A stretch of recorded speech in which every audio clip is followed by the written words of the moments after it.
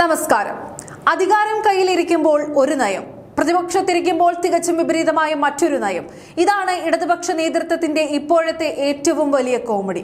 മുൻ ഭരണകാലത്ത് കേരളത്തിലുടനീളം പൂട്ടിക്കിടന്ന ബാറുകളെല്ലാം കൂട്ടത്തോടെ തുറന്നുകൊടുക്കാനും മദ്യനയത്തിൽ വ്യാപകമായ മാറ്റങ്ങൾ വരുത്താനും മുൻകൈയെടുത്ത മുൻ മുഖ്യമന്ത്രി പിണറായി വിജയനാണിപ്പോൾ കോൺഗ്രസും UDFും അധികാരത്തിലേറിയപ്പോൾ പെട്ടെന്ന് മദ്യം തലമുറകളെ നശിപ്പിക്കും, നാടിനാപത്താണ് എന്ന മട്ടിൽ സഭയിൽ വന്ന് വിലപിക്കുന്നത്.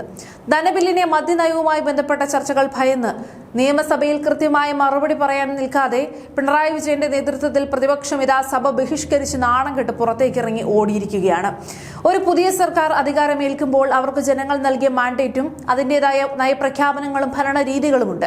അല്ലാതെ പ്രതിപക്ഷത്തിരിക്കുന്ന പിണറായി വിജയനെ ഭയന്നും അവരുടെ താല്പര്യങ്ങൾ നോക്കിയുമല്ല ഒരു ജനപക്ഷ സർക്കാർ ഭരിക്കേണ്ടത്. ഈ പറയുന്ന പിണറായി വിജയൻ കഴിഞ്ഞ 10 വർഷം ഭരിച്ചത് എങ്ങനെയായിരുന്നുവെന്ന് കേരളത്തിലെ ജനങ്ങൾക്കൊക്കെ നന്നായി അറിയാം.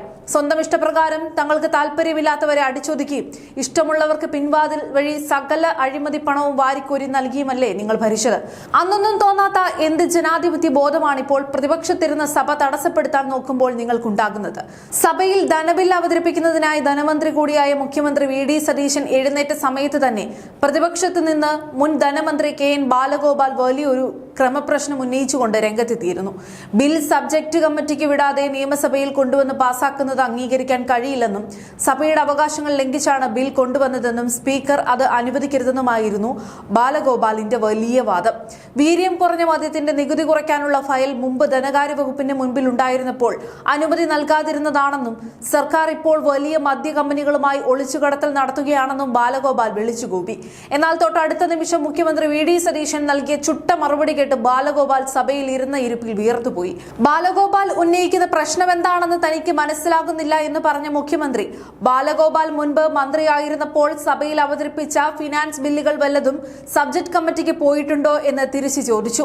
കാര്യോപദേശക സമിതിയിൽ ഈ ബിൽ അവതരിപ്പിക്കുന്നതിനെ പ്രതിപക്ഷം പോലും അന്ന് എതിർത്തിരുന്നില്ലെന്നും സകല നടപടിക്രമങ്ങളും പൂർണ്ണമായും പാലിച്ചാണ് ബിൽ അവതരിപ്പിക്കുന്നതെന്നും വ്യക്തമാക്കിയ മുഖ്യമന്ത്രി ബാലഗോപാൽ മുൻപ് കൊണ്ടുവന്ന ബില്ലിൽ ഇതേ വ്യവസ്ഥകൾ തന്നെ ഉണ്ടായിരുന്നുവെന്നും രേഖാമൂലം തെളിയിച്ചു.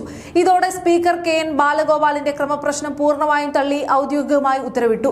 തങ്ങളുടെ ക്രമപ്രശ്നം സ്പീക്കർ തള്ളിയതോടെ വെട്ടിലായ പ്രതിപക്ഷ നേതാവ് പിണറായി വിജയൻ പിന്നീട് സഭയിൽ നിന്ന് വിചിത്രമായ ആരോപണങ്ങളാണ് ഉന്നയിച്ചത്.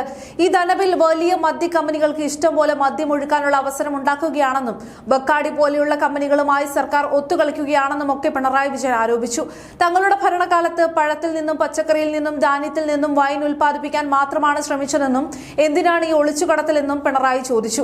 എന്നാൽ സ്വന്തം കാലത്ത് ബാർ ലൈസൻസുകൾ ഉദാരമാക്കിയ ചരിത്രം മറച്ചുവെച്ചാണ് പിണറായി ഈ മദ്യവിരുദ്ധ നാടകം കളിച്ചത്. വലിയ അഴിമതിക്ക് അവസരം ഒരുങ്ങുകയാണെന്ന് ആരോപിച്ച് മുഖ്യമന്ത്രി VD സതീശന്റെ ശക്തമായ മറുപടി കേൾക്കാൻ പോലും നിൽക്കാതെ പ്രതിപക്ഷം സഭ ബഹിഷ്കരിച്ച് പുറത്തേക്ക് പോവുകയായിരുന്നു. സത്യം പറഞ്ഞാൽ സഭയിൽ പോയി വലിയ കാര്യങ്ങളൊക്കെ എടുത്തു പറയുന്നുണ്ടെങ്കിലും തൊട്ടടുത്ത നിമിഷം ഭരണപക്ഷം വസ്തുതകൾ നിരത്തി ചുട്ട മറുപടി കൊടുക്കുമ്പോൾ പിണറായി വിജയനും കൂട്ടർക്കും സഭയിൽ നിന്നും നാണം കെട്ട് ഒളിച്ചോടുകയല്ലാതെ വേറെ വഴിയില്ലാത്ത അവസ്ഥയാണ് ഇപ്പോഴുള്ളത്. ചുരുക്കത്തിൽ നിയമസഭയിൽ വികസനപരവും ഭരണപരവുമായ കാര്യങ്ങളിൽ കൃത്യമായ ചർച്ചകളിൽ പങ്കെടുക്കുന്നതിന് പകരം ഓരോ ദിവസവും അനാവശ്യമായ പ്രശ്നങ്ങൾ സൃഷ്ടിച്ച് സഭ അലങ്കോലപ്പെടുത്താനാണ് ഇടതുപക്ഷം ശ്രമിക്കുന്നത്. എന്നാൽ അവരുടെ പഴയ ഫയലുകളും അവർ മുമ്പ് കാണിച്ചു കൂട്ടിയ അഴിമതികളും കൃത്യമായി അറിയാവുന്ന VD സതീശൻ സഭയിൽ ഓരോ ദിവസവും ഇവരുടെ തനി നിറം പുറത്തു കൊണ്ടുവന്നിരിക്കുകയാണ്.